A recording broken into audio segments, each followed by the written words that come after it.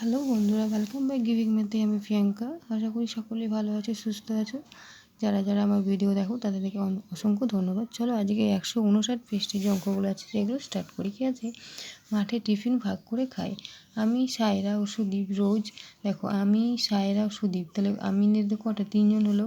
রোজ খেলার মাঠে যাই। প্রতিদিন খেলার মাঠে আমরা খাবার ভাগ করে খাই। গত রবিবার মা বাড়িতে নাড়ু তৈরি করেছে। আমার বন্ধুরা নাড়ু খেতে ভালোবাসে, কিন্তু কতগুলো নাড়ু নিয়ে গেলে আমরা 3জনেই না ভেঙে সমান ভাগে ভাগ করে খেতে পারি। তো দেখি যদি তিনটি নাড়ু নিয়ে যাই তাহলে কী হবে? প্রত্যেকে একটি করে নাড়ু পাবে। যদি 4টি নাড়ু যায় তাহলে কী হবে? সবাই একটা করে পাবে। একটি নাড়ু পড়ে থাকবে। দেখো, একটা করে পাচ্ছে আর একটা পড়ে আছে, যেহেতু 3জন আছে অর্ডার, ঠিক আছে। এবার বলেছে যে 5টি নাড়ু নিয়ে গেলে কী হবে? 5টি নাড়ু পরে একটা করে পাবে, 2টি পড়ে থাকবে, ঠিক আছে।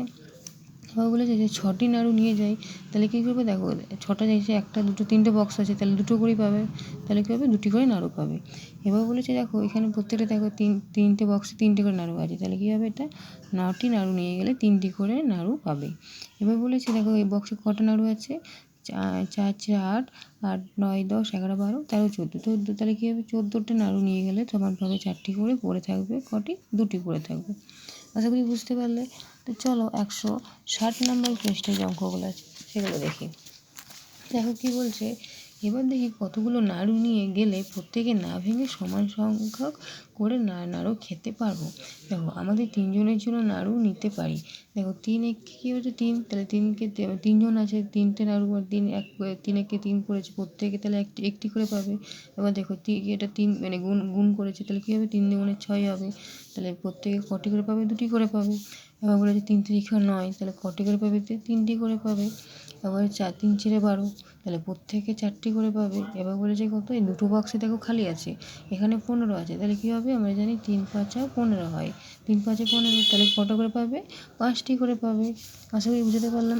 তাই দেখছি যত বেশি নাড়ু নেব তত বেশি করে প্রত্যেকে পাবো। এমন সংখ্যক নাড়ু নেব যে সংখ্যাগুলোকে 3 দিয়ে মানে 3 দিয়েই তো আমার 3জন আছে, তাই 3 দিয়েই তো ভাগ করা যায়। এবার বলছে দেখলাম নাড়ুর সংখ্যাগুলো, অর্থাৎ এই যে দেখো 3কে 3, 3 দুগুণে 6, 3 3 9, 3 4 12, 3 5 15, এগুলোকে 3 দিয়ে কিন্তু ভাগ করা যায়, ঠিক আছে। গুণ করে পাচ্ছি। এদেরকে কি বলা হয়? এদেরকে দেখো বলা হয় গুণিতক বলা হয় এদেরকে, ঠিক আছে। তো এবার দেখো, আমাদের 4জনের জন্য লাড্ডু নিতে পারি, তাহলে কী হবে? 4 একে 4, তাহলে প্রত্যেককে একটি করে লাড্ডু পাবো। এবার দেখো, এখানে 8 আছে, তাহলে আমরা জানি 4 দুগুণে কত হয়? 8 হয়, তাহলে কত করে পাবে? 2টি করে পাবে। এবার দেখো 3 4 12, তাহলে প্রত্যেকে 3টি করে পাবে। এখানে দেখো 16 আছে, তাই আমরা জানি 4 4 16 হয়, তাহলে কটা করে পাবে? প্রত্যেকে 4টি করে পাবে। এবার দেখো, এখানে 4 4 16 হলে তাহলে এখানে 1 2 3 4 আছে, তাহলে এটা 5 হবে, তাহলে কী হবে? 4 5 20 হবে, তাহলে এখানে 20, তাহলে কটা করে পাবে? প্রত্যেকে 5টি করে পাবে। এবার বলে এসব কী বলছে? শূন্য ছাড়া 4-এর গুণিতকগুলো হলো, যেমন এই যে গুণ করে বলেছে, যেমন 4 দুগুণে 8, দেখতে 12, 16, 20, তারপর আছে 24, তারপরে তোমার কত? তোমার 15, 3 5 3 4 12, 4 4 16, 4 5 20, 4 6 24, 5 6 4 6 24, মানে পরপর এই হয়ে যাবে।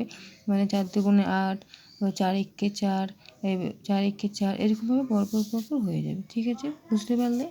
এবার কী বলছে যে নিচের বেলুনগুলো আমি শূন্য ছাড়া 5-এর গুণিতকগুলো লেখার চেষ্টা করি। এখানে দেখো, মানে 5-এর গুণিতক বলতে যে 5কে যতটি গুণ করা যায়, যেমন 5 একে 5, 5 দুগুণে 10, 3 5 15, 4 5 20, এমনি পরপর হয়ে যাবে।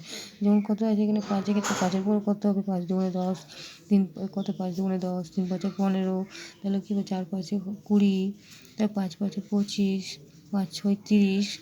গুণিতক বলেছে তো, ঠিক এইভাবে পরপর হয়ে যাবে।